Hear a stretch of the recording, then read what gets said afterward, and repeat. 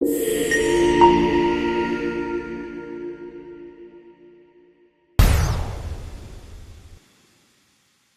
عليكم ورحمة الله وبركاته. أبطال محمد رمضان، رجالة تالتة إعدادي، رجالة الساينس. يلا بينا.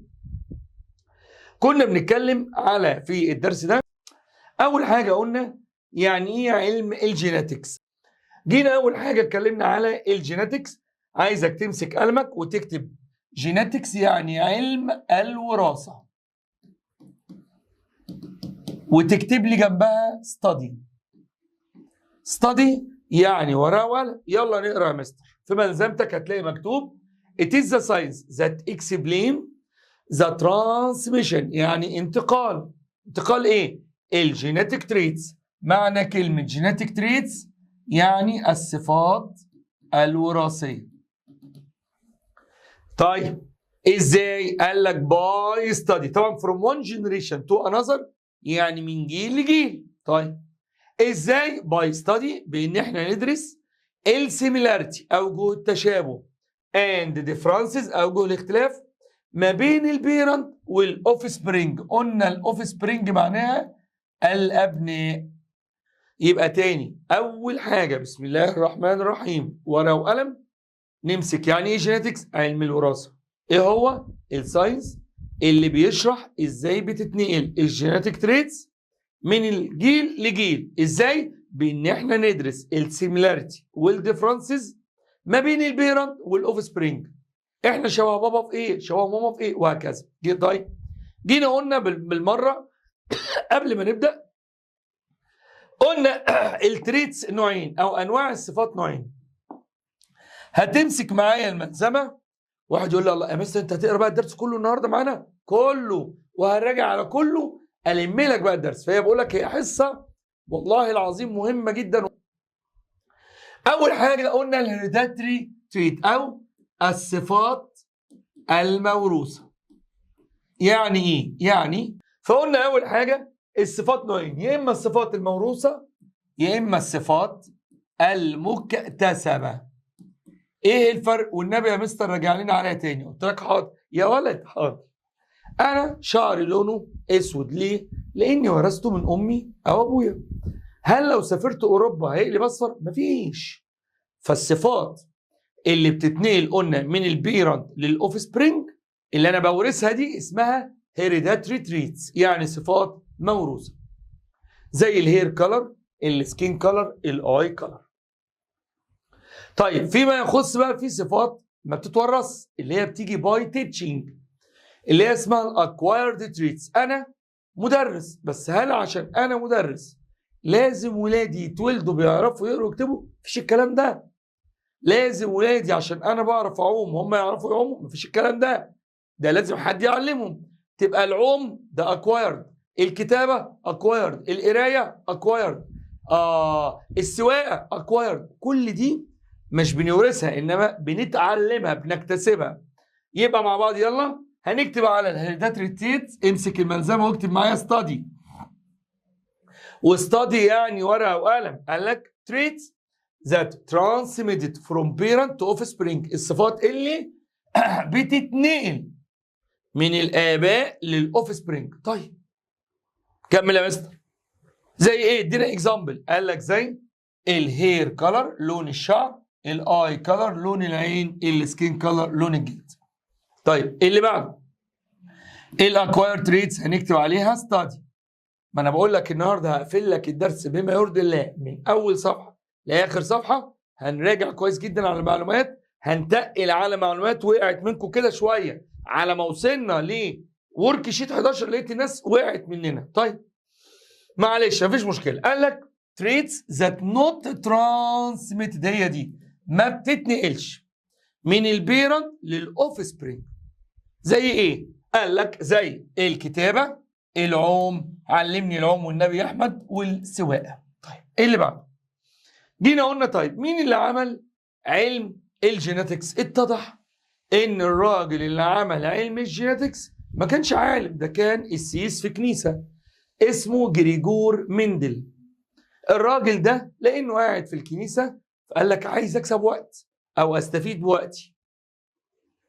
بجانب ما بعبد ربنا ازرع الارض. فبدا يزرع الارض اللي جوه الدير عنده، وكان اكتر نبات متاح قدامه، وقلنا ليه وهنقول تاني ليه، كان البي بلانت اللي هو نبات البسله.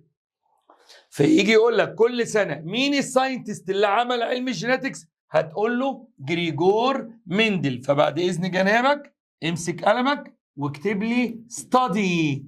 يبقى مين اللي عمل علم الجيناتكس؟ هتقول له جريجور مندل. لكفايه تقول مندل. طيب هيجي يقول لك كومبليت.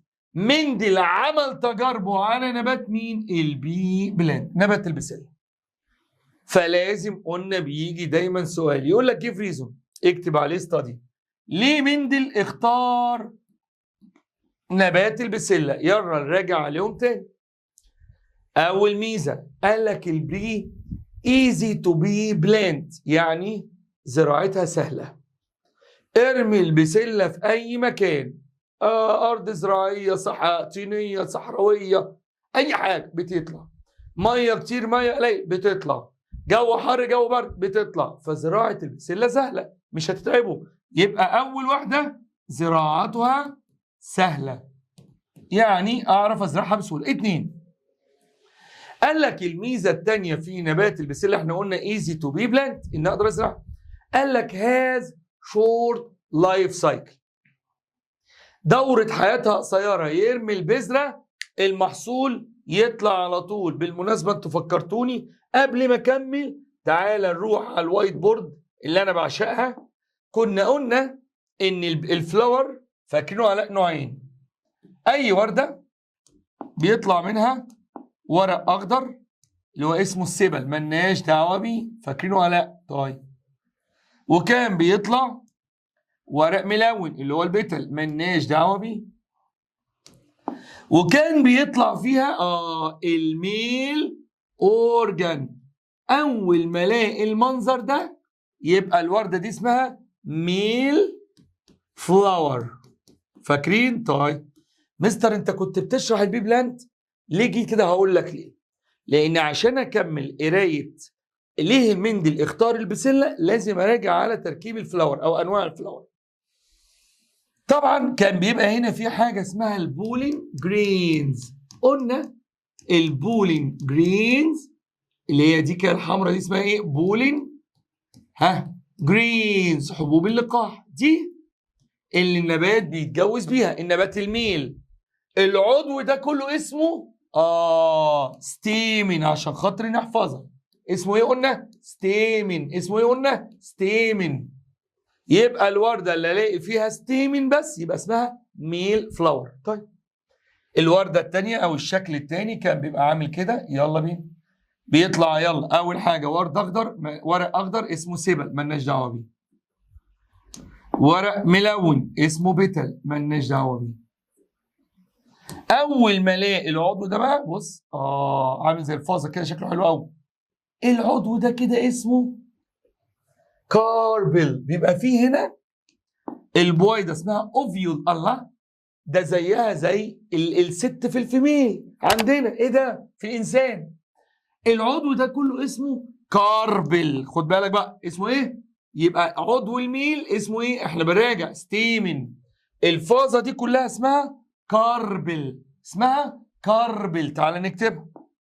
طيب اسمها كاربل. طيب قلنا بالمره بقى الجزء التخين ده اسمه اوفري، والحته الحمراء اللي جوه دي اسمها اوفيول، ده اللي بيتجوز بيها. طيب جينا بعد كده قلنا بقى في فلاور بيبقى فيها الاثنين مع. طبعا الورده دي كده اسمها ايه؟ اسمها فيميل فلاور، فاكرين؟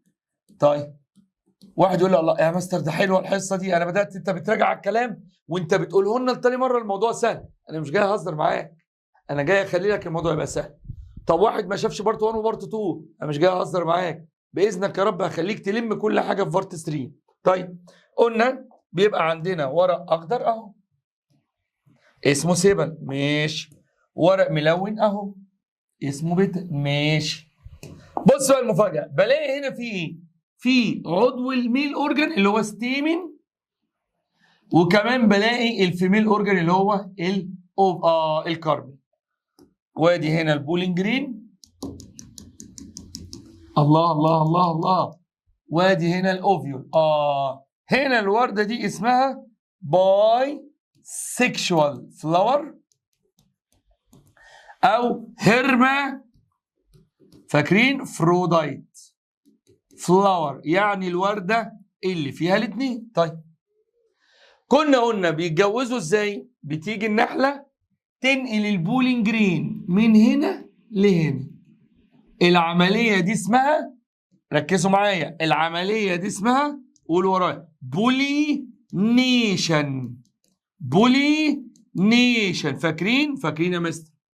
بعد ما البولين جرين تنزل بتقوم ماسكه في الاوفيول، يحصل، سامعك بتقول فيرتيلايزيشن. فيرتيلايزيشن. طيب كمل يا مستر. والله يا مستر شكلك حلو. قول. بعد الفيرتيلايزيشن قول بيحصل ايه؟ شايف الجزء التخين ده اللي هو اسمه ايه يا مستر؟ اوفري. الاوفري بيبقى فروت. فروت يعني الثمره اللي احنا بناكلها اللي جواها بذر. والاوفيول دي هتبقى سيد. فممكن عشان خاطر تقولوا ورايا كتير قول يا مستر الاوفري هتبقى فروت. الاوفري هتبقى فروت والاوفيول تبقى سيد. الاوفري هيبقى فروت والاوفيول تبقى سيد. اخد السيد ارميها على الارض، فاكرين الشرح؟ اخد السيد ارميها على الارض تطلع ايه؟ يلا يا مستر ده انت رائع، حقا انك رائع. اول حاجه روتس، فاكرين ولا لا؟ يعني ايه روتس؟ جذور. ستيم، يعني ايه ستيم؟ ساق. ليفز، اوراق. والله العظيم يا مستر انت رائع. وكمان ايه؟ فلاورز. الله الله الله الله. يلا مع بعض. الفلاور ميل وفيميل يحصل بينهم، او باي سيكشوال يحصل بينهم بولي نيشن. بعد البولي نيشن يحصل فيرتيلايزيشن. بعد الفيرتيلايزيشن الاوفري يبقى فروت، الاوفيول يبقى سيد. ناخد السيد نرميه على الارض يطلع ايه؟ روت، ستيم، ليفز، فلاور. قولوا كل اللي في البيت يقول، انده لي بابا وماما يقعدوا يقولوا معانا. روت، ستيم، ليفز، فلاور. الفلاور ميل وفيميل يحصل بينهم ايه؟ بولي نيشن. بعد البولي نيشن يحصل فيرتيلايزيشن. بعد الفيرتيلايزيشن الاوفر يبقى فروت، الاوفيول يبقى سيد. ناخد السيد نرميها على الارض تطلع، انا زهقت، قولوا روت، ستيم، ليفز، فلاور. الفلاور. المهم الليله دي في البسله ما بتاخدش وقت، الليله دي كلها اسمها الشو او اللايف سايكل، دوره الحياه. في البسله بتبقى مدتها قصيره. فنرجع بقى تاني، يا ريت تعملوا سكرين شوت للحته دي وعايزك تحفظها لي صم. طيب ايه اللي بعده؟ ارجع الملزمه، ما احنا هنمشي النهارده صفحه صفحه مش هسيب حاجه. يبقى تاني منديل، اول حاجه كانت البسله ايزي تو بي بلانت، زراعتها سهله. 2 هاز شورت لايف سايكل، يعني دوره حياتها قصيره. طيب 3 قال لك كل الفلاور بتاعه البي بتبقى هيرمافرودايت، يعني فيها ميل وفيميل. طيب استنى ما نطلع حاجه، فيها ايه؟ ميل وفيميل. كمل يا مستر. طب وفيها ايه؟ قال لك لا، طالما فيها ميل وفيميل يبقى ممكن تعمل سيلف بولينيشن، يعني يحصل البولينيشن قلنا في نفس الورده. طب وده مهم، ما احنا هنحتاجها تاني لما نيجي نراجع على خطوات مندل. ماشي. رابع حاجه قال لك انا مش هقعد استنى، لو انا عايز اجيب بولين جرين من ورده لورده انا اخدها بالملقاط واعملها. طبعا مش كل النباتات بترضى بكده، انما البسله بترضى. يبقى ودي مزعلاني من البسله قوي. يبقى الميزه الرابعه كان بي artificially pollinated، اقدر اعمل لها بولينيشن. طيب النقطه الخامسه قال لك بتدي لارج نمبر من النبات في المحصول الواحد. يعني النهارده انت بتشوف الزيتونه فيها بذره واحده، طب البسله فيها 5 6 بذرات. كل ما يبقى عدد البذور كتير كل ما هقدر ادرس اكتر. طيب الصفه بقى الاخيره قال لك كل صفات البسله بتبقى contrasting traits. يعني ايه؟ يعني قلنا صفات ليهم حالتين ما لهمش تالت. يعني ايه؟ قولوا ورايا بس الاول. contrasting traits. ايه contrasting traits؟ ايه contrasting traits؟ فهعيد تاني الستة عشان على الصفحة اللي وراها. هنمشي صفحة صفحة النهارده، مش هسيب حاجة. يبقى تاني، ويا سلام لو متفرج على بارت 1 وبارت 2 هتريحني قوي في الحصة دي. يبقى تاني، ليه مندل اختار البسلة؟ عشان 6 حاجات. 1 easy to be plant، زراعتها سهلة. 2 has short life cycle، دورة حياتها قصيرة. 3 قال لك all flowers او الفلاور بتاعتها is hermaphrodite so can be self pollination او pollinated. 4 can be artificially pollinated. 5 قال لك بتدي produce large number of plant in one generation. طب 6 بقى، 6 قال لك كل صفاتها بتبقى contrasting. يعني ايه؟ حاجتين ما لهمش تالت. هشرح.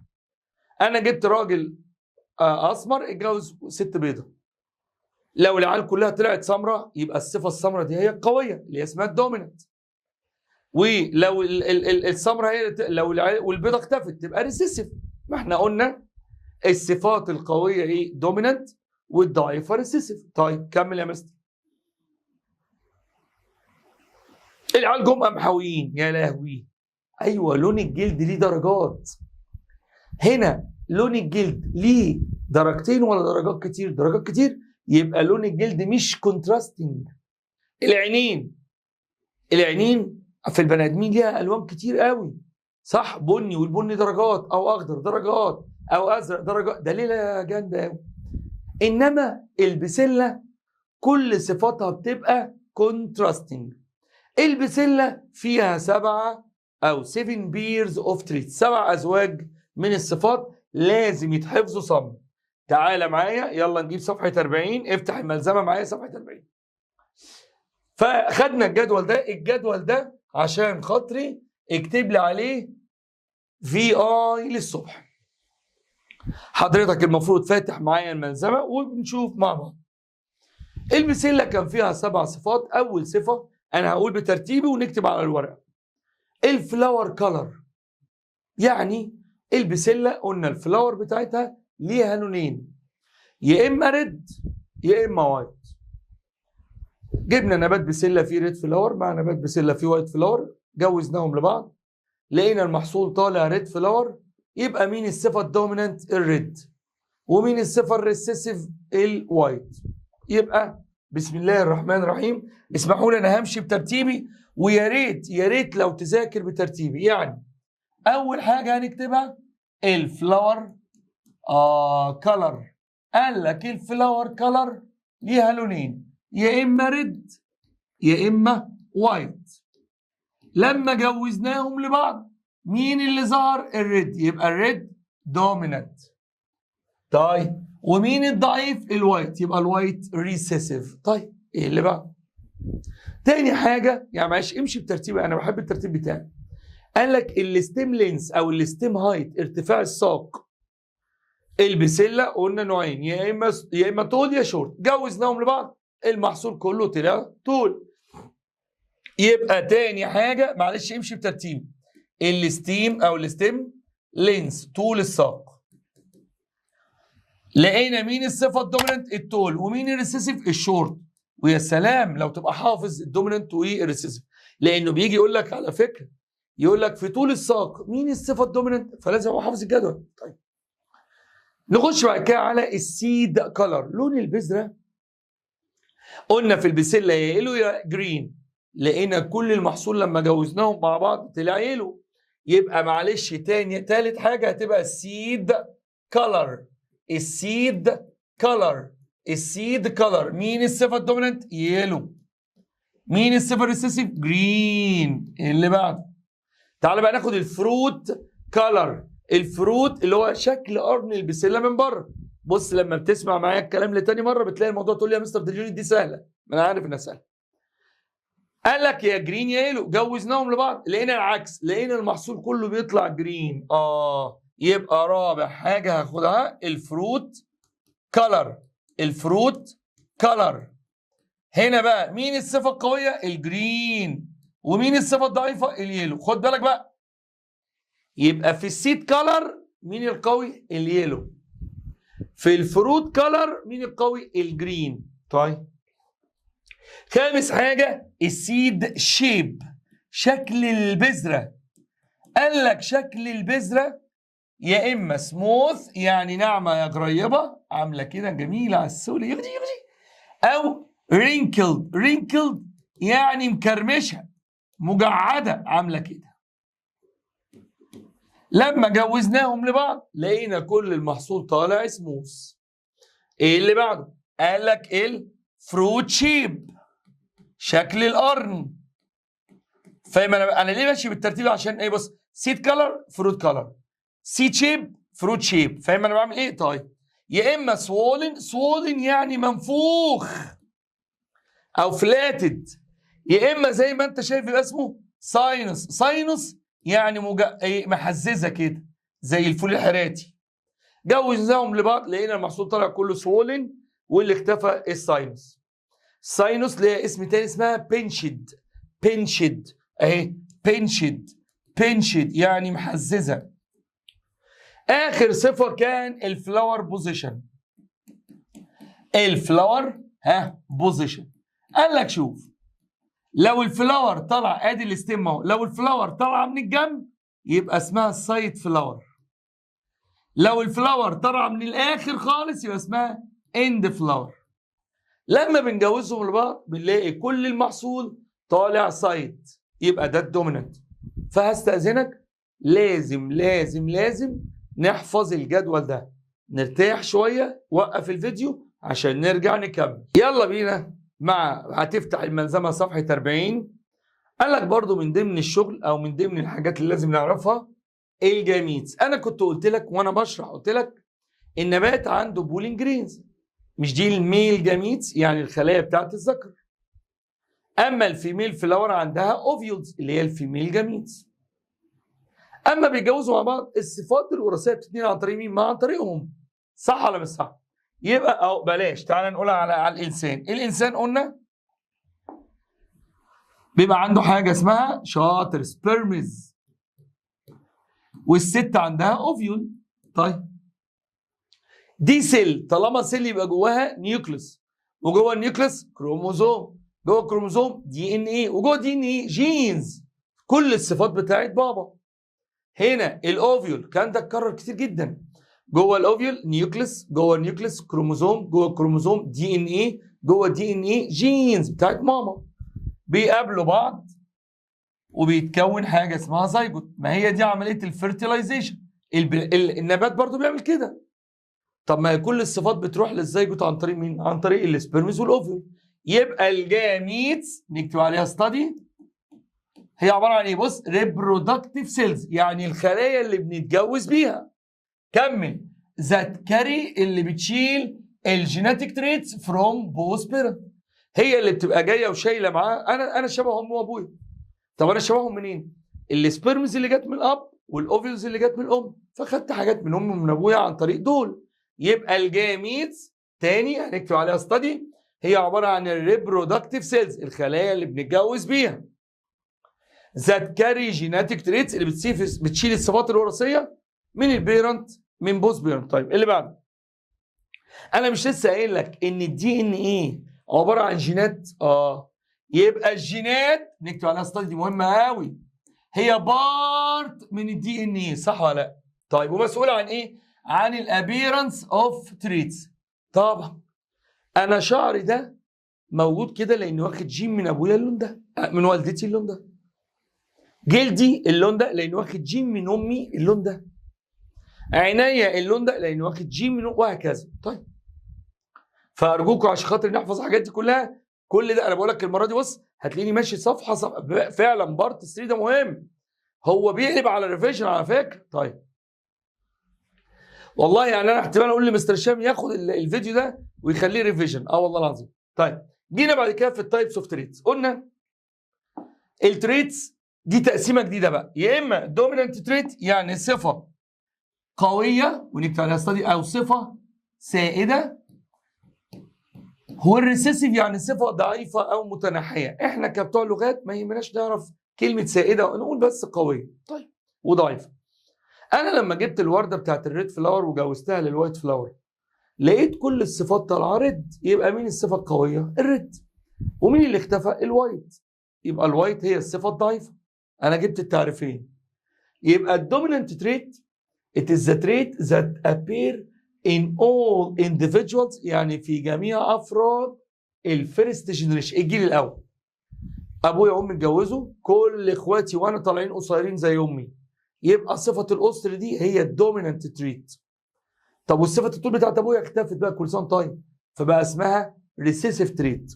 فان يبقى الريسيسيف تريت ذات ديسا اللي بتختفي in all individuals of first generation. طيب وتعالى هنا هنقول بقى حاجه مهمه. واضح كده ان اي صفه هتبقى في جسمنا هيبقى ليها كام جين؟ جينين. جين من امي وجين من ابويا. هي دي صفحه كام يا ولاد؟ ثواني. هنجيب صفحه اللي مع الملزمه، يجيب صفحه 41. يا مستر انت فعلا ما شاء الله ماشي صفحه صفحه. انا بقول لك هي بارت 3 دي والله تتقلب ريفيجن من حلاوتها. قال لك اي صفه بيبقى ليها كام جين؟ جينين. جين من امي وجين من ابويا. طيب فعندي 3 احتمالات وعايزك تحفظها صم. قبل اي حاجه، الجين القوي بنكتبه كابيتال، الجين الضعيف بنكتبه سمول. طيب تعال نشوف. قال لك لو جينين اقوياء اتقابلوا مع بعض بيبقى بيور يعني الجينين زي بعض. طب بيور ايه؟ دومينانت او دومينانت. يعني اول ما يقول للراجل ده بيور دومينانت يعني الجينين زي بعض اقوياء. طيب لو الجينين غلابه زي بعض هيبقى برضه بيور، بس بيور ريسيسيف. فلما يجي يقول للراجل ده بيور، انا كده فهمت ان الجينين زي بعض. الجينين اللي هم مين؟ الجين اللي جاي من ابوه والجين اللي جاي من امه. وريسيسيف يعني الاثنين غلابه. طب لو جالي جين قوي مع جين ضعيف، انا مع اني قصير بس انا جوايا الجين بتاع الطول بتاع ابويا بس غلبان مش باين، انا كده مش بيور. امال اسمي ايه؟ اسمي هايبريد. هايبريد يعني هجين، خليط من الجين القوي والجين الضعيف. طيب انا كنت دايما ببقى شبه امي وابويا، ولا ابويا شبه امي لان كان جيناتها قويه، فانا هايبريد. بس الهايبريد دايما بيبقى دوميننت او بيظهر فيه صفه الشخص الجين الدوميننت. طيب يبقى نقول تاني، لو عندي جينين اقوياء زي بعض يبقى الراجل ده اسمه سامعك بتقول بيور دوميننت او دوميننت. لو عندي جينين غلابه زي بعض بيور ريسيسيف. لو عندي جين قوي وجين ضعيف يبقى الراجل ده اسمه هايبريد، بس هايبريد دوميننت طبعا قوي. وكل ده هنشوف في المسائل. طيب مندل عشان يحط القوانين بتاعته عمل 3 خطوات والثلاثه بيتجابوا في جيف ريزون. تعالى اوريهم لك. فهنروح للسبوره بتاعتنا نشرح وبعد كده نبقى نتكلم ان شاء الله. مندل لما جه عمل الورد عمل حركه كده. عمل ايه؟ جه مثلا على الورده، ادي الورق الازرق الاخضر مالناش دعوه بيه والورق الملون. احنا قلنا كل نبات المسله بيبقى باي سيكشوال هيرمافروديت. طيب يعني في الاثنين صح؟ طيب ادي البولينج جرين وادي الايه؟ وادي الاوفي، وهو بيقدر ينقل من هنا لهنا. طيب قال لك قبل ما ابدا الاثنين مع بعض لازم اتاكد من البيورتي. بيورتي يعني ايه؟ يعني انا لو عايز اجيب ورده حمراء انا عايز اتاكد ان كل جيناتها احمر، ولو عندي ورده بيضاء عايز اتاكد ان كل جيناتها بيضاء. بصوا عمل ايه قبل ما اشرح هو عمل ايه. تعالوا اقول لكم مثال على الكلاب. جبت كلبه بيضاء وكلب اسود جوزتهم لبعض، جابوا 7 كلبات بيض وكلبه سوداء.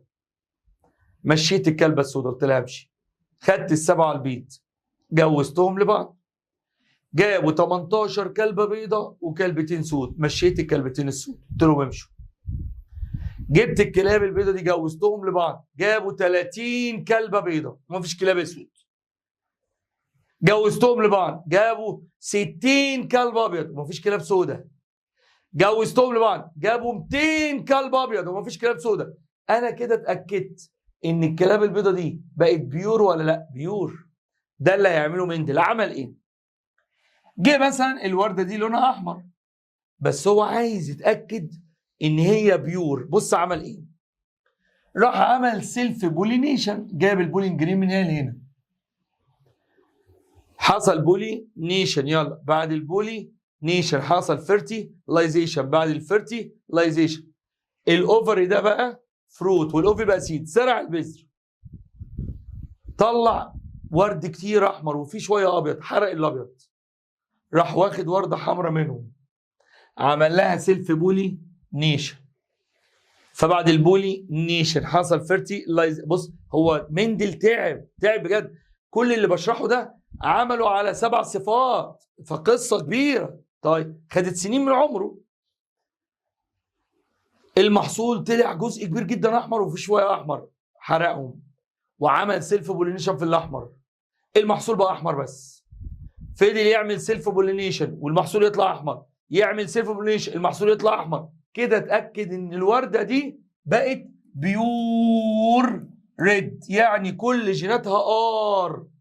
لاحظوا ان انا كتبتها كابيتال صح؟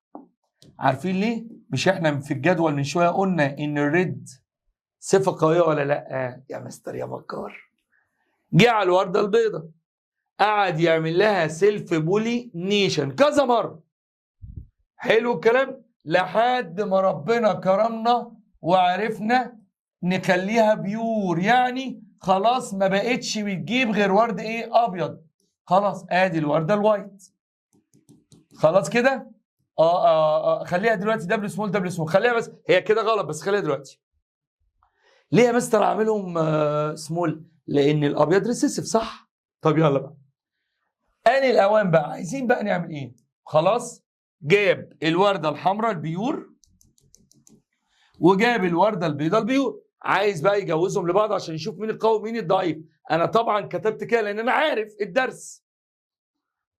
يبقى اول خطوه يجي يقول لك جيف ريزون ليه مندل كان بيعمل سيلف بولينيشن للورد، عشان يتاكد من البيورتي. يبقى الورده الحمراء كل جيناتها احمر والورده البيضاء كل جيناتها ابيض. طيب الخطوه الثانيه، عايز يجوز الحمراء مع البيضاء او البيضاء مع الحمراء عشان يشوف مين القوي ومين الضعيف. فخايف لا يحصل ايه؟ خايف خلاص بقى هو دلوقتي جاب ورده حمراء وبيضاء اهو، بس خايف لا تيجي نحله بنت لذينه تقوم نقله البولينج جرين من هنا لهنا، كده هيعمل جواز جوه الورده الحمراء مع نفسها، او يحصل هنا برضو سيلف بولينيشن. قال لك بص انا هعمل حاجتين، هو خايف. قال لك انا هقطع العضو ده. ثواني يا اولاد، اللي هو مين؟ انا هقطع الجزء ده اللي هو مين؟ الاستيمن. راح قطعه كده، بص قطعه هنا كده اهو، ادي الاستيمن اللي فيه ريد فلاور، قطع يمين وشمال. طيب وادي الاستيمن اللي فيه الوايت ايه فلاور. بص اللي هيحصل، ده الاستيمن اللي فيه ريد جرين فلاور وده الوايت ايه فلاور. طيب فراح قطع من هنا كده، فيقول لك جيف ريزون ليه مندل شال الاستيمن بتاع الورد؟ طبعا تو بريفنت سيلف بولينيشن، عشان يمنع انه ما يحصلش سيلف بولي. خلاص انا عايز اجوز الورده الحمراء للبيضاء والبيضاء الحمراء، فخايف لا تيجي نحله تعمل مشكله.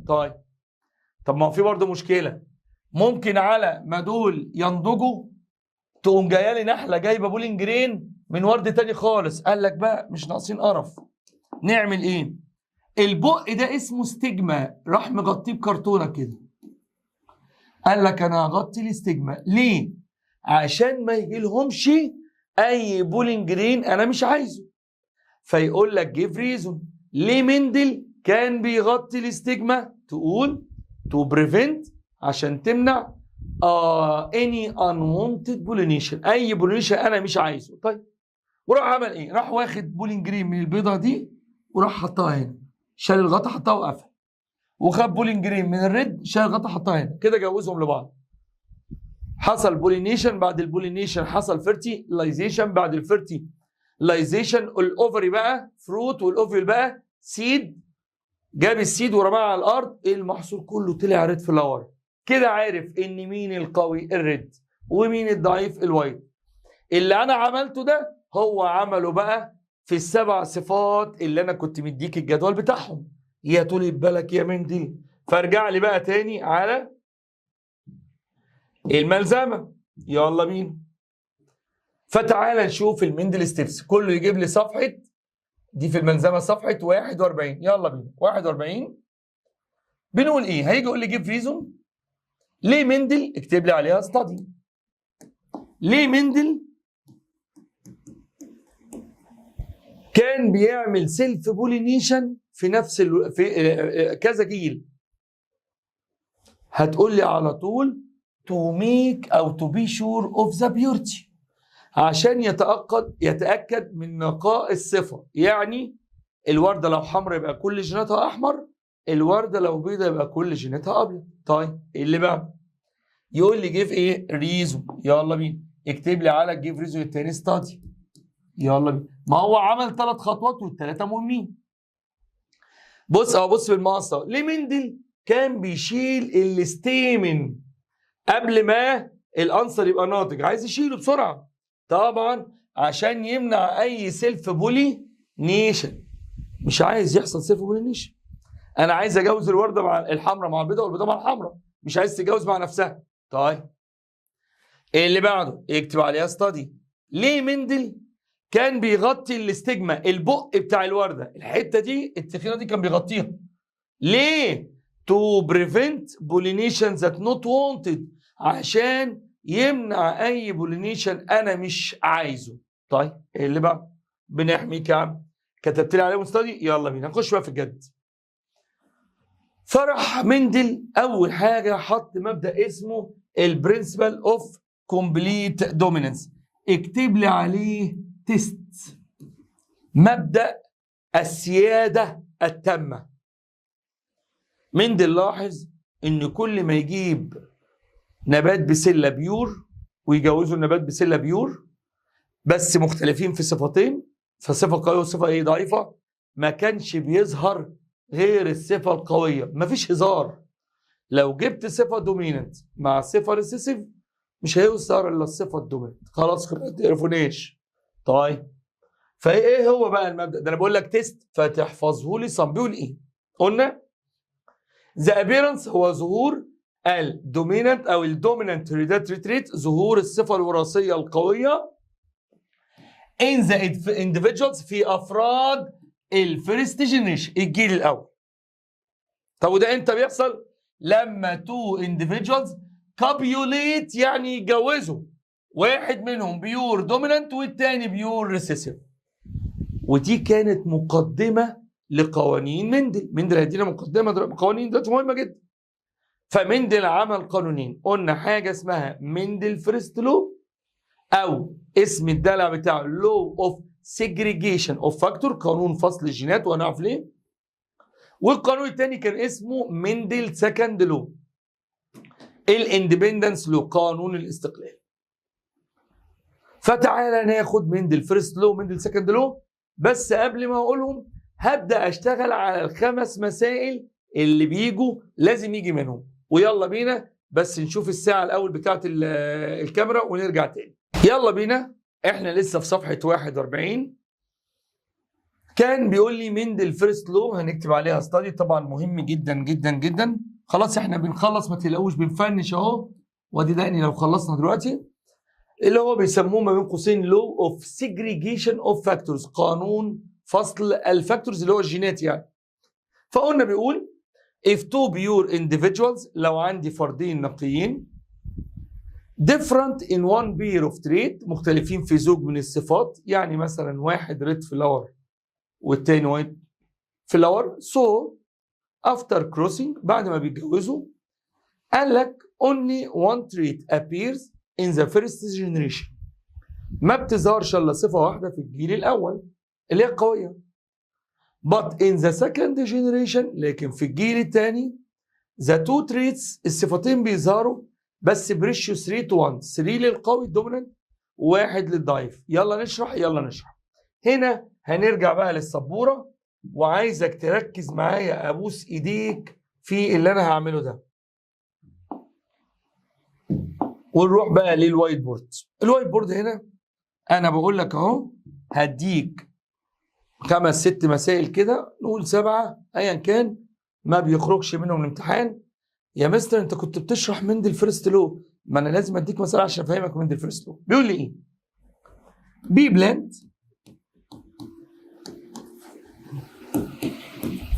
بص الكلمه دي، بيور دومينانت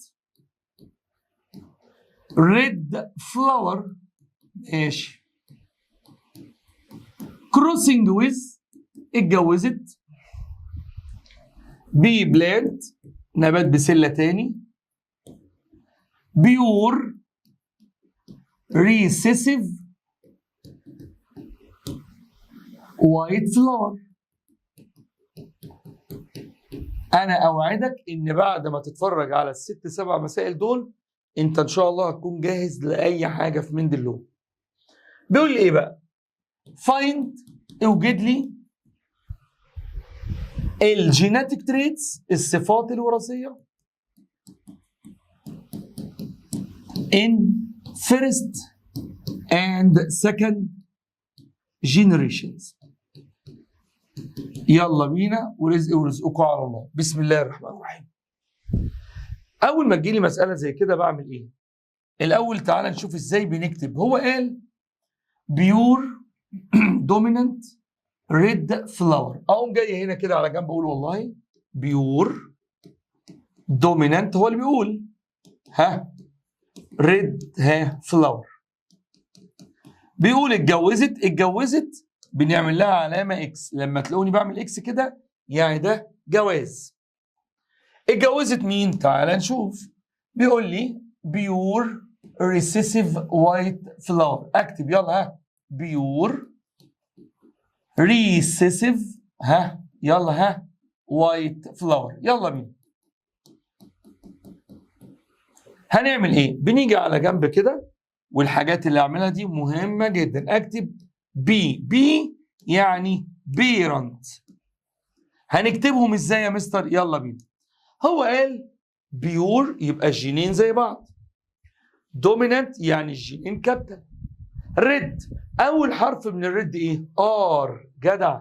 يبقى هكتب هنا ار كابيتال ار كابيتال. طبعا متاكد ان اللي بيتفرج قال ار كابيتال ار سمول. طيب هجوزها للبيور ريسيسيف وايت فلاور، ما اقولش دبليو ده، اقول ايه بقى؟ ار سمول. ار سمول. واحد يقول يا مستر هي مش وايت اولها دبليو؟ ما انا جاي لك. هو من اول النهارده الصفه مالهاش غير رمز واحد، للقوي تتكتب كابيتال وللضعيف تتكتب سمول. يعني الريد مش هو القوي، يبقى انا الريد والوايت هيتكتبوا ار، بس الريد ار كابيتال والوايت ار سمول. طيب ما ينفعش يحصل جواز كده، ليه؟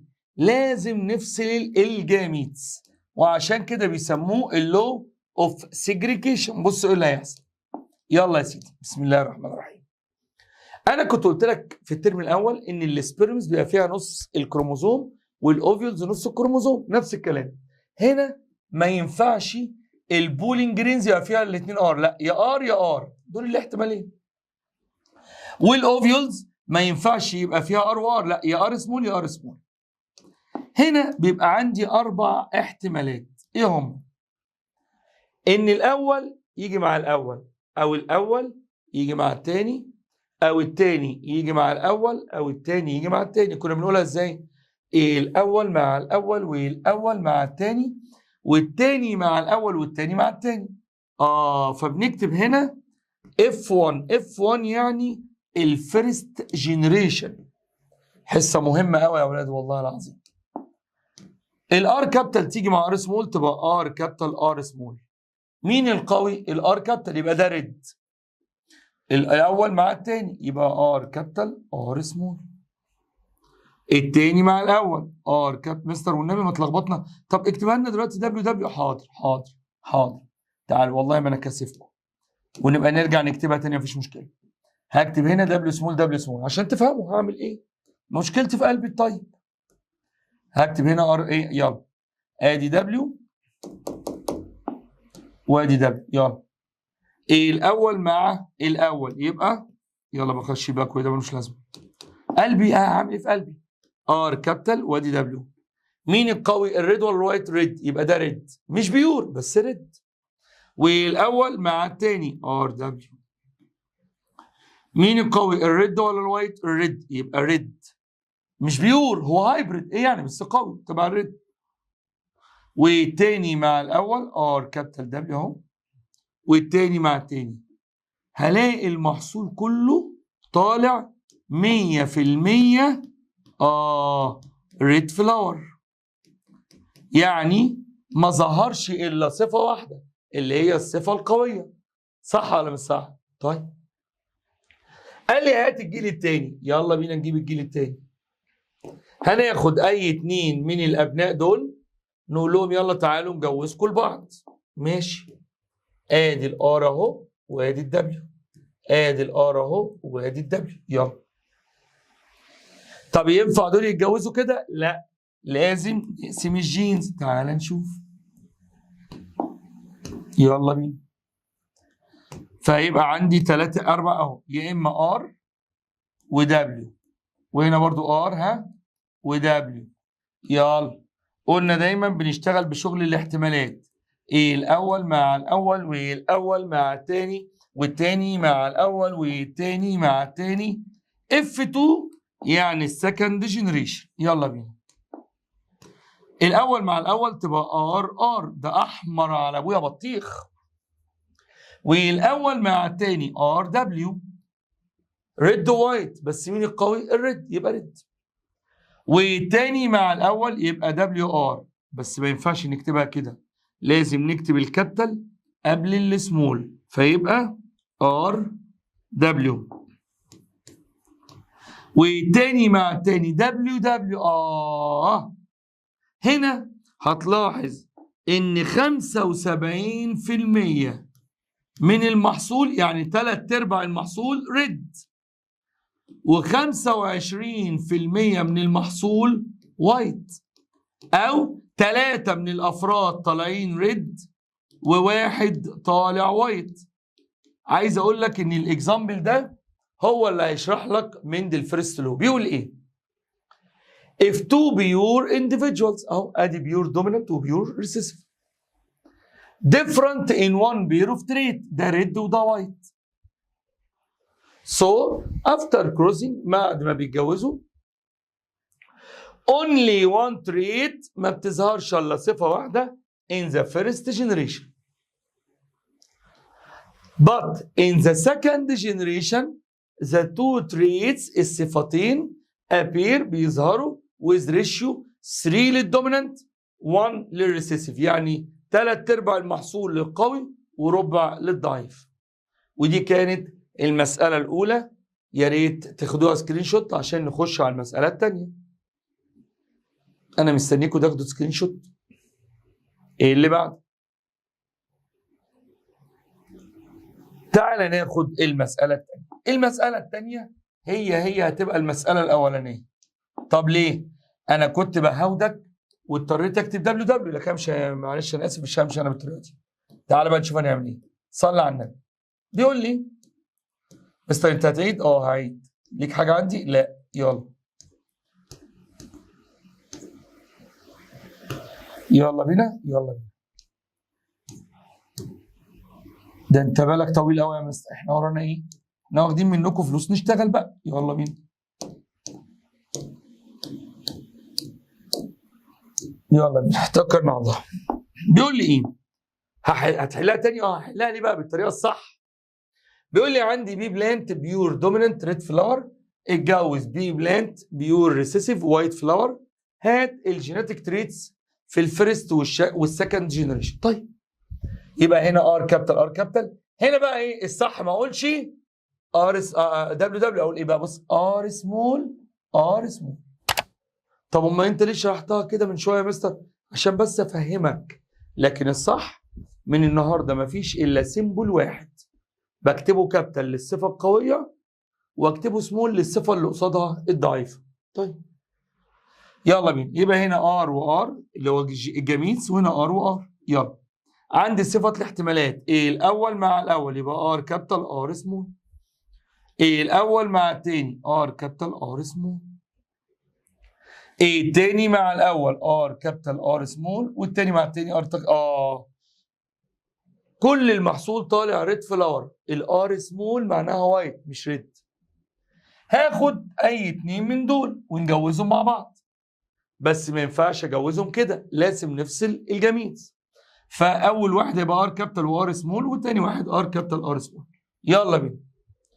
الاول مع الاول يبقى ار كابيتال ار كابيتال، والاول مع التاني ار كابيتال ار سمول، والتاني مع الاول ار كابيتال ار سمول، والتاني مع التاني ار سمول. ار سمول يعني وايت.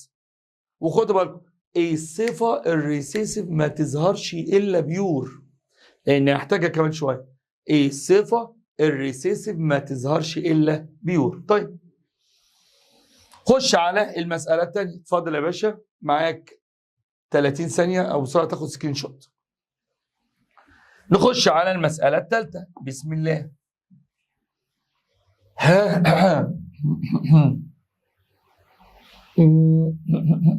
يلا بينا، توكلنا على الله. يلا. بيقول لي ايه؟ رقم 3. ودي ممكن نعمل ايه؟ دي نخليها مثلا كده، ولا اقول لك على حاجه انا هوجع قلبي. يلا بقى. يلا بقى. يلا بقى. يلا. يلا. يلا بقى. يلا بقى. يلا بقى. يلا. صلى على رسول الله. بيقول لي بي بلانت. بي بلانت بيور دومينانت تول ستيم. ماشي. اتجوزت. بي بلانت بيور ريسيسيف شورت ستيم. ماشي. هات الجينيتك تريتس في الفيرست والسكند جنريشن. الاول بنكتب، تعال نشوف. هو قال بيور، اكتب كده بيور دومينانت طب ما تيجي كده، هنجيبها من بدري. تعالى كده يلا. بتزنق على نفسك ليه؟ بيور. يلا دومينانت صح. تول ستيم. قال لك هنجوزه لايه؟ هنجوزه ليه؟ بيور ريسيسيف. فانا بكتب الاول عشان اعرف احط الرموز. بيور ريسيسيف شورت ستيم. يلا بينا. بسم الله. اول حاجه قال بيور دومينانت، يبقى الاثنين اقوياء زي بعض. وقال تول، يبقى هكتب شاطر. قول تي كابيتال تي كابيتال. شكرا. يبقى الشورت تي سمول تي سمول.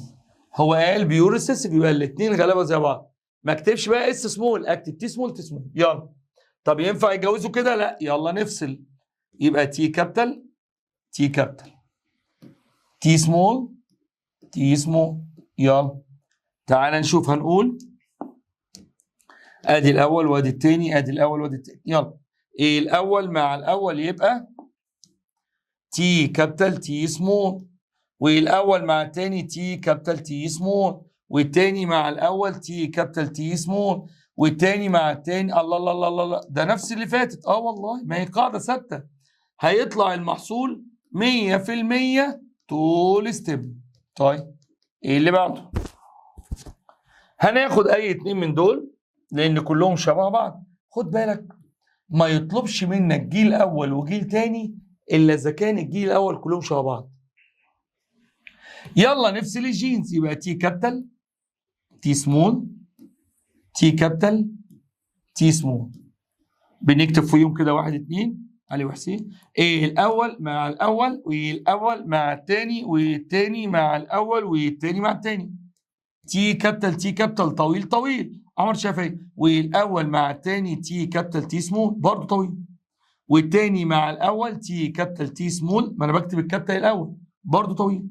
والثاني مع الثاني هنا 75% من المحصول او ثلاثه طالعين طول وواحده طالعه شورت. يبقى والله مندل مقصر ولا كذب علينا. معاك 10 ثواني تعمل سكرين شوت. طيب تعالى ناخد الرابعه. خلاص بقى كده كفايه. هبدا بقى اغير الكلام.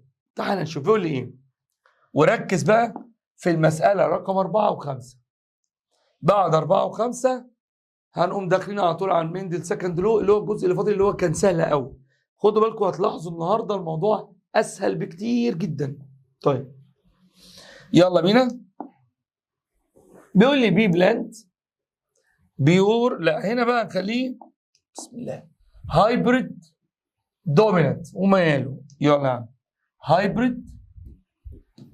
هايبريد دومينانت. ما تمسح لي دي يا عم، ايه القرف ده؟ يلا بينا هايبريد ايه دومينانت. ماشي. تول ستيم اتجوز مع برضه بي بلانت وبرضه هايبريد دومينانت تول ستيم. تعال نشوف. يلا بينا توكلنا على الله. هايبريد برضه دومينانت، ما هو اكيد الهايبريد دومينانت، وبرضه ايه تول. يلا ها ستيم. يلا بينا تول ايه ستيم. يلا بينا. هات الجيناتيك تريتس. هنا بقى مش هيطلب غير في الفيرست جينيريشن، وده اعتراف منه ان هنا هيبقوا شبه بعض. تعال نشوف. ورزقكم على الله. اقرا بقى المساله كده بالراحه. بيقول لي ايه؟ بيقول لي بي بلانت هايبريد دومينانت تول ستيم اتجوزت بي بلانت هايبريد دومينانت تول ستيم. هات الجينيتيك تريتس في الفيرست جينيريشن. طيب طبعا كده يبقى ده كده ملوش ايه لازمه. ليه؟ لان هو ما طلبش غير الجيل الايه الاول. يلا بينا تعال نشوف. بسم الله. ونشيل دي كمان. طب بقول لك ايه، وانا هوجع قلبي، ما تيجي نشيلها كلها ونعملها بنظافه. يلا. مستر محمد قال بنكتب الاول. هو قال هايبريد، شو قال؟ ها دومينانت او دومينانت ها طول ستيم. ماشي. هتتجوز هايبريد برضو دومينانت وفي ناس دول دومينانت وناس دول دومينانت. طيب طول ستيم. تعال نشوف هنجوزهم ازاي. الاول بنيجي على جنب نكتب كده بيرنت. هو قال هايبريد، مستر محمد قال هايبريد، يبقى هيبقى فيه جين قوي وجين ضعيف. طول اعتراف منه ان مين الطويل؟ مين الصفه القويه؟ الطول. طول بتكتب تي، يبقى تي كابيتال ومعاها تي سمول لانه قال هايبريد، وده زيه تي كابيتال ومعاها تي سمول لانه زيه. طيب ينفع يتجوزوا كده؟ لا، الناس تقول علينا ايه؟ ياكلوا وشنا. يلا نفصل الجينات. هيبقى يلا بينا هنقول والله ادي تي كابيتال وادي تي سمول، ادي تي كابيتال وادي تي سمول. عندنا نظريه الاحتمالات. يلا بينا 1 2 على 50. يلا ايه الاول بس نكتب هنا الجيل الاول، وهو مش طالب غير الجيل الاول. يلا بينا توكلنا على الله. الاول مع الاول يبقى تي كابيتال طويل. الاول مع الثاني يبقى تي كابيتال تي سمول برضه طويل. الثاني مع الاول تي كابيتال لاني بكتب الكابيتال الاول تي سمول. الثاني مع الثاني تي سمول ده قصير. يبقى هيطلع المحصول 3 طول و1 شورت. صح ولا مش صح؟ فاضل لي مساله واحده عشان ابقى خدت كل الاحتمالات. ليه؟ في المسائل دي ما فيش غير 3 احتمالات. يبدا ببيور دومينانت وبيور ريسيسيف، او يجيب هايبريد مع هايبريد اهو، او يجيب الحاله اللي انا هقولها دلوقتي اللي هو يجيب لك هايبريد مع بيور ريسيسيف. وتعالى نشوف هتعمل ايه. بس الاول هستاذنكم اشوف العداد بتاع الكاميرا ونرجع تاني. ويلا بينا مع اخر نوع في مندل فيرست لو اللي هو بيقول لي تعال نشوفها كده. رقم 5 بيقول لي بي بلانت بيقول لي هايبريد دومينانت. بص بقى اللي جايه دي ريد فلاور. ماشي. كروسنج ويز اتجوزت مع بي بلانت وايت فلاور وسكت. ايه ده؟ طيب بيقول لي find genetic traits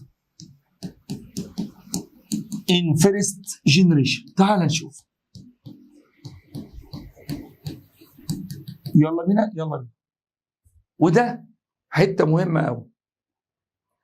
الاول مستر محمد قال بنكتب، هو قال هايبريد دومينانت صح؟ ريد فلاور ماشي. هيتجوز ايه؟ هيتجوز ما قالش غير كلمة وايت فلاور. طيب تعال نشوف. طب يا مستر هو ما قالش، هو اصلا انت خلاص فهمت، مش هو قال هايبريد وقال ريد، خلاص ده اعتراف منه ان مين القوي؟ الريد، واعتراف منه ان مين الضعيف؟ الوايت. طب وعندك زهره طالعه وايت وانا قايل قول ورايا الصفه الريسيسيف ما تظهرش الا بيور. الصفه الريسيسيف ما تظهرش الا بيور. شكرا. يبقى ده اعتراف منه ان الوايت فلاور دي اكيد ريسيسيف بيور اكيد. يلا بينا بسم الله نبدا هنا البيرد. خلينا نخلص بقى، مش لازم نلون. هايبريد دوميننت ريد فلاور، يبقى ار كابيتال عشان ريد ومعها ار سمول عشان فيها جين الوايت. قال لك وايت فلاور دي غلبانه وظهرت، يبقى اكيد الاثنين غلبه زي بعض، يبقى ار سمول ار سمول. بس دي كانت التركايه. نفس الجميتس يلا ار كابيتال ار سمول يلا ار سمول ار سمول يلا 1 2 علي وحسين يلا نجيب الاف 1 مفيش غيره. ايه الاول مع الاول ار كابيتال ار سمول ده ريد. ايه الاول مع الثاني ار كابيتال ار سمول ده ريد. الثاني مع الاول ار سمول ار سمول، الثاني مع الثاني ار سمول ار سمول. اوبا المحصول ده طالع 50% ريد 50% وايت. وبكده انا اقدر اقول لك ان المنهج ده بيلف في 3 احتمالات. اللي اقول بس خدها سكرين شوت.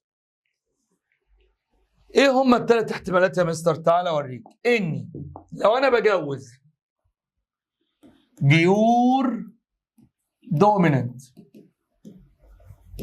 مع بيور ريسيسيف وانت مغمض، المحصول بيطلع 100% تبع الدوميننت. حصل ولا لا؟ لما كنت بجوز ورده حمراء نقيه الورده بيضاء ما بيطلعش الاحمر. القاعده الثانيه لما كنت بجوز هايبريد دوميننت، كده كده لازم الهايبريد يبقى دوميننت، مع هايبريد دوميننت كان لازم المحصول يطلع 75% دوميننت. في ناس بتتكلم اهو والله معايا انا حاسس، و25% ريسيسيف. القاعده الثالثه والاخيره لما اجوز هايبريد دوميننت مع ريسيسيف بيور او بيور ريسيسيف، خلينا عشان يبقى نفس الكلام.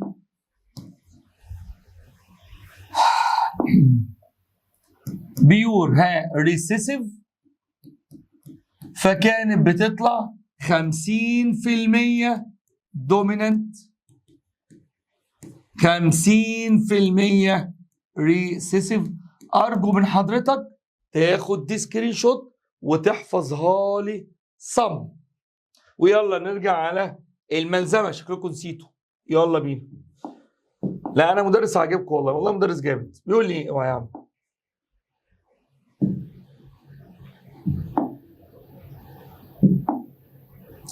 كنا وصلنا ليه؟ يلا بقى مع بعض مندل فيرست لو هنكتب عليه ستادي. افتكروني بقى بالحصه دي، الحصه الجامده دي.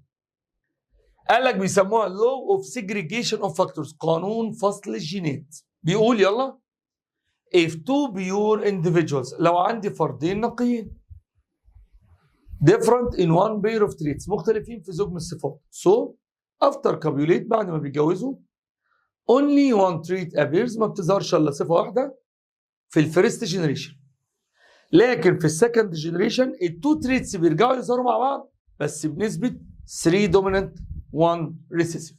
كده بالتالي بقى الموضوع سهل. هات لي صفحه 42. قال لك الدومينانت جين مع دومينانت جين يجيب بيور دومينانت تريت، انما لو جبت ريسيسيف جين مع ريسيسيف جين يجيب بيور ريسيسيف تريت. طيب صح مش صح؟ طب لو جبت الدومينانت جين مع ريسيسيف يجيب هايبريد دومينانت برضه تريت، وده احنا قلناه بفضل الله. فجي قال لي اكزامبل، طبعا احنا حليناه. هنا عايزك تحفظ لي السيمبلز ده. الدايره طالع منها سهم يبقى ميل، الاكس معناها جواز، الدايره نازل منها صليب يبقى فيميل، البي بيرنت جي جاميتس، الاف 1 فيرست جنريشن، اف 2 سكند جنريشن. الحمد لله. هات لي صفحه، طبعا وحليناها دي كتير قوي الحمد لله. هات لي صفحه بعد كده، كان صفحه كام؟ 43. يلا مستر دي بتخلص ما احنا عارفين، اللي هي اسمها مندل سكند لو او بيسموه الاندبندنس، ونكتب عليها ستادي. يلا بيقول لي ايه؟ if two pure individuals، خد بقى الفرق في ايه بقى؟ different in two pairs of traits. هنا مش هشتغل على صفة واحدة زي مندل فيرست لو، امال ايه؟ هشتغل على صفتين ثلاثة، انا حر. قال لك بص ايه اللي هيحصل. بص after crossing each pairs، كل زوج من الصفات قال لك is inherited، يورث independent يعني مستقل، يعني ملوش دعوه بالباقي. يعني لو انا جبت، بص بقى هنا اهو، ريد بي بلانت، ريد فلاور، تول ستيم، وهجوزه ليه، يلا وقلناها المره اللي فاتت، وايت فلاور بس شورت ستيم، ولا اي حاجه تاني. وقلت لكم الشرح بتاعها هنا بقى لازم تتفرج على ورك شيت 11 شارح ازاي نعملها سكند. هي ما بتجيش بس انا بخاف فشارحها لك بالتفصيل. طيب قال لك في الجيل الاول، بص مين ده؟ مين ريد قصاده مين؟ وايت. بيطلع المحصول كله ريد فلاور بنسبه 100%. كمل. مين القوي؟ التول والشورت. مين القوي فيهم؟ التول، فيطلع برضو تول برضو بنسبه 100%. الله، طب مش دي كأنها كل صفة اشتغلت لوحدها؟ طيب لو عايز اجيب الجيل الثاني الاقي، بص بقى كده، 75% تول ستيم وريد فلاور. ايه ده؟ ده نفس الشغل بتاع مندل فيرست لو. و25% شورت ستيم ووايت فلاور. الله، طب ما يا مستر انا هسأل سؤال، طب ما هو كده يبقى هو المندل فيرست لو. والله، بس الفرق في مندل فيرست لو كنت بشتغل على 1 بير اوف تريت، انما مندل سكند لو بشتغل على 2 بير اوف تريتس اور مور، وكانت بتبقى النتائج هي. طيب ايه اللي بعد؟ الله يكرمك يا مستر. طبعا الحته دي هستأذنكم لازم تشوفوها في ورك شيت 11، معلش. هنا بقى هات لي صفحه تاني 45، لان احنا برضو ما اهتمناش بيها المره اللي فاتت. قلنا يا جماعه، وعشان خاطر الجدول ده يتحفظ صم تاني، مفيش، انا مش عايز اوجع قلبي اقعد اقول اللي انا قلته حصتين اقوله تاني، لكن انا عارف ان الحصه النهارده فرقت معاك وانا متاكد. قال لك مندل لاحظ ان دايما في صفات بتبقى اقوى من صفات، يعني والجدول ده يتحفظ صم. قال لك لو جوزت راجل بلاك هير لواحد شعره لايت هير، للاسف الصفه الاقوى دايما بتبقى البلاك هير. وفعلا لما بتلاقي واحده اجنبيه متجوزه مثلا حد مش اجنبي، العيال بيبقوا طالعين شبه الراجل اللي مش اجنبي ده.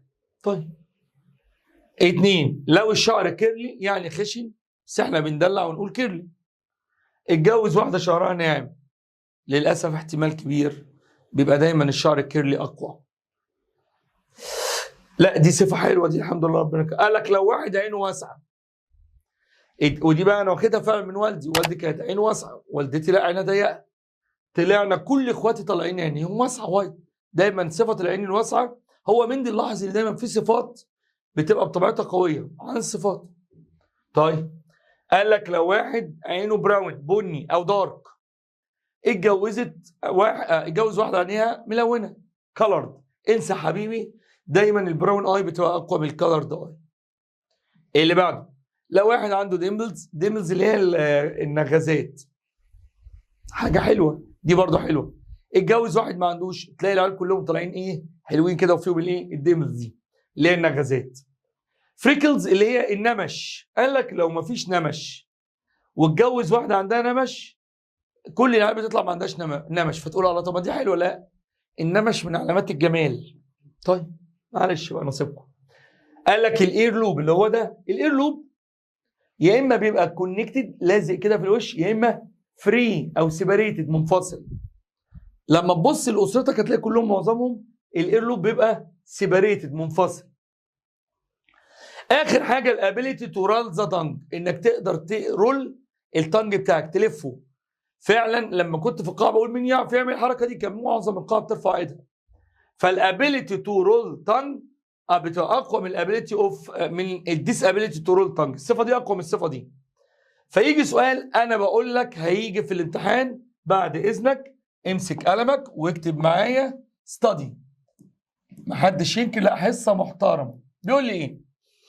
ليه الابيليتي اوف رولينج ذا تانج، ليه القدره على لف اللسان is from تعتبر dominant traits because، بص بقى الاجابه، ودي اي سؤال هسمع كلمه dominant هتقول الاجابه دي، هقول because the gene of، الجين بتاع الابيليتي تو رول ذا تانج dominates، يتغلب على الجين بتاع النون ابيليتي تو رول ذا تانج if they are both present in an individual. يعني لان الجين بتاع الصفه دي بيتغلب على الجين بتاع الصفه دي لو اتقابلوا مع بعض، بس خلاص. يجي يقول لك ليه الصفه الدارك اي بتبقى اقوى من صفه الكلر، لان الجين الدارك اي بيتغلب على جين الكلرد اي لو اتقابلوا مع بعض. صلي على النبي. احنا قلنا ان الدي ان ايه ده جزء جوه الكروموزوم، بيكون من ايه؟ الدي ان ايه شفتوا السلم بتاع الفلل بيبقى عباره عن سورين كده والسلم في النص، او السلم بتاع الطوارئ اللي في العماير القديمه. قال لك الدي ان ايه عامل زيه كده، عامل زي السلم الحلزوني ده، فردتين يمين وشمال وفي خطوات في النص. فتعالوا نرسم نموذج الدي ان ايه. بس عايز اقول حاجه، العلماء اللي حطوا النموذج ده كان 2 علماء، واحد اسمه واتسون وكريك. ركز، هيجي يقول لك مين العلماء اللي حطوا تصور للدي ان ايه، هتقول واتسون وكريك. تعال نشوف وركز معايا، انا بقول لك النهارده انا ايه رايق، فسيبني ايه اعمل لك شغل حلو. يا مسهل يا رب، يا بركه بسم الله. الدي ان ايه احنا قلنا بيبقى في كأن حبلين، حبل يمين وحبل شمال، وفي النص في ستيبس. طبعا هما الحبلين بيبقوا ملفوفين حوالين بعض، بس انا مش هعرف ارسمهم حوالين بعض فبعملهم قصاد بعض. تعال نشوف. الحبل بيبقى عباره عن شوجر موليكيول، نازل منه مجموعه اسمها فوسفيد جروب. فوسفيد جروب قلت نوع من البروتينات، يرجع ينزل منها شوجر موليكيول، والنبي اخدوا لسانكم معايا، شوجر موليكيول ينزل منها فوسفيد جروب، ينزل منها شوجر موليكيولز. الناحيه الثانيه يلا شوجر موليكيولز، نفسي تقولوا معايا شوجر موليكيولز، بينزل منها فوسفيد جروب، ينزل منها شوجر موليكيولز، ينزل منها فوسفيد جروب، ينزل منها شوجر موليكيولز. يبقى الجناب عباره عن حاجتين، شوجر موليكيولز وفوسفيد جروب. بيطلع من الشوجر موليكيولز اجسام كده مستطيله الشكل، اسمها قولوا ورايا يا جماعه والنبي، نيتروجينيوس بيز. ايه؟ نيتروجينيوس بيز، القاعده النيتروجينيه، نوع من انواع البروتينات. قولوا بقى ورايا، نيتروجينيوس بيز. ايه؟ نيتروجينيوس بيز. ايه؟ نيتروجينيوس بيز. تاني، نيتروجينيوس بيز، نيتروجينيوس بيز. قال لك النيتروجينيوس بيز ليهم 4 اشكال. حضرتك لما بتشتري شقه، الشقه بيبقى ليها يقول لك في نموذج الف، نموذج ب، نفس الكلام. النيتروجينيوس بيز اجسام كلها نيتروجين بس ليها 4 اشكال داخليه، ليها 4 نماذج. اول نموذج اسمه، قولوا ورايا يا ولاد، ادينين. ادينين، افتح المنظومه واقرا معايا، ادينين. النموذج الثاني اسمه ثايمين او ثايمين. ثايمين. ودايما الادينين والثايمين بيحبوا يمسكوا في بعض بدبل بوند. طيب النموذج الثاني او الشكل الثاني اسمه جوانين. جوانين. بعد كده سيتوزين. سيتوزين. الجوانين والسيتوزين بيمسكوا في بعض بتريبل بوند. يبقى لو انا قلت هنا ايه يبقى ده ادينين، يبقى اكيد في هنا مين؟ ثايمين. الادينين قولوا ادينين ثايمين لان هم بيلزقوا في بعض. ادينين ثايمين. جوانين سيتوزين. ادينين ثايمين. جوانين سيتوزين. طيب هتلاحظ حاجه ان في 3 حتت بتتكرر: شوجر موليكيول، فوسفيت جروب، نيتروجينيوس بيز. صح؟ شايف المنظر ده؟ تاني، ها، شوجر موليكيولز، فوسفيت جروب، نيتروجينيوس بيز. صح؟ استنى اما نكمل هنا. خليها هنا ايه؟ استنى اما نرسم مين؟ نرسم بتاع ده فوسفيت جروب عشان ايه يبقى الشكل ماشي. يلا فوسفيت ايه جروب اهو. يلا يا عم. يلا يا عم فوسفيت ايه جروب. يلا يا سيدي. تاني في 3 حاجات بيتكرروا، مين هم يا مستر؟ اهو. يلا يا باشا. شوجر موليكيول، فوسفيت جروب، نيتروجينيوس بيز. هنا برضه اهو بص، شوجر موليكيول، صح ولا لا؟ فوسفيت جروب، نيتروجينيوس بيز. شوجر موليكيول، فوسفيت جروب، نيتروجينيوس بيز. شوجر موليكيول، فوسفيت جروب، نيتروجينيوس بيز. كل واحده من ال3 دول اسمهم نيوكليتايد. نيوكليتايد. نيوكليتايد. نيوكليتايد. فيجي يقول لك النيوكليتايد بتتكون من ايه؟ هتقول له من 3 حاجات. ايه هو؟ شوجر موليكيول، فوسفيت جروب، ونيتروجينيوس بيز. جبت القلم برجلي. طيب اني ماهر جدا. والنيتروجينيوس بيز كام شكل؟ 4: ادينين، ثايمين، جوانين، سيتوزين. دايما الادينين يمسك في الثايمين بدبل بوند. دايما الجوانين يمسك في السيتوزين بتريبل بوند. طيب الحته دي اللي كنت بقى، الجين بيبقى مجموعه من نيوكليوتايد ماسكه في بعض. طب بيفرقوا مع بعض في ايه؟ دي بقى المفروض تقول ورايا: arrangement of nitrogenous base. arrangement of، ودي مش هتسمعها الا مستر محمد رمضان. كل كام نيوكليوتايد مع بعض بيعملوا جين. طب ايه الفرق بين جين وجين؟ الارينجمنت اوف نيتروجينيوس بيز. يعني ايه؟ بص كده، هنا مكتوب ايه؟ اي تي. اكتب كده معايا اي تي. تحتها ايه؟ جي سي. تحتها اي تي. تخيل ان دي الكود او الشفره بتاعت جين العين البني. بص بنقولها ازاي؟ اي تي جي سي اي تي. فالترتيب ده يديك عين بني. طب لو انا بقت اي تي، بص بص بص، اي تي تي ايه، ده عين خضراء. يبقى اللي بيفرق بين جين وجين الارينجمنت اوف نيتروجينيوس بيز، او بدل ما نقول ارينجمنت اوف نيتروجينيوس بيز بنقول كود. الكود او الشفره اللي هو المنظر ده. طيب وتعالى نشوف الحته اللي احنا قلناها، الاستراكشر اوف دي ان ايه. قلنا اللي حط النموذج ده، واقبع انا معلش ببص على المايك كل شويه لان الفيديو اللي قبل دوت المايك خلص وانا ما اعرفش، فعدت شرح نص ساعه تاني. قال لك اللي حط النموذج ده اسمه واتسون وكريك. عمل ايه؟ قال لك بتتكون من 2 ستراندز، خيطين او 2 ثريدز كويلد اراوند ايتش اذر. فهي مش كده، هم ملفوفين حوالين بعض بس انا مش عارف ارسمها ففردتهم كانهم سبايرال ليدر عامل زي السلم الحلزوني، اسمها دبل هيليكس البريمه. الجناب بتاعت السلم بتتكون من اهو شوجر موليكيولز، صح مش صح؟ طيب وفوسفيت جروب، مجموعه فوسفات نوع من البروتين. ماشي ديكوا شايفين بعملها ازاي؟